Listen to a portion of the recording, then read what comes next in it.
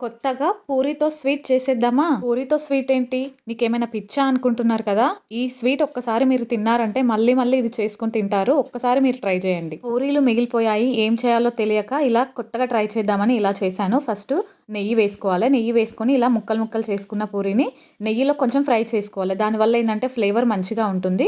అందులో మీ స్వీట్‌నెస్‌కి తగ్గట్టుగా షుగర్ వేసుకొని కాచి చల్లార్చిన పాలను పోసుకోవాలి. పాలు పోసుకున్న తర్వాత కంటిన్యూయస్‌గా కలుపుతూనే ఉండాలి. లేదంటే కింద మొత్తం అడుగంటుతుంది. ఇది చాలా తొందరగా దగ్గర పడిపోతుంది. కాబట్టి వెంటనే కలుపుకోవాలి. లేదంటే కింద మాడిపోతుంది. ఇదంతా దగ్గర పడ్డాక డ్రై ఫ్రూట్స్ పౌడర్‌ని వేసుకోవాలి. మీ దగ్గర ఏది ఉంటే అది కాజు పౌడర్ గానీ, బాదం పౌడర్ గానీ ఏది ఉంటే అది మిక్సీ పట్టుకొని వేసుకోవాలి. దీని వల్లనే మనకి మంచి టేస్ట్ వస్తుంది. ఇది సేమ్ కోవా లాగానే ఉంటుంది. మీరు తప్పకుండా ట్రై చేసి చెప్పండి మీకు ఎలా వచ్చింది, ఎలా కుదిరింది అని చెప్పి. ఇది చాలా తొందరగా ఈజీగా అయిపోయే రెసిపీ కూడా కాబట్టి తప్పకుండా ట్రై చేయండి. వీడియో నచ్చితే గనక ఒక చిన్న లైక్ ఇచ్చి సబ్స్క్రైబ్ చేసుకోవచ్చు కదా!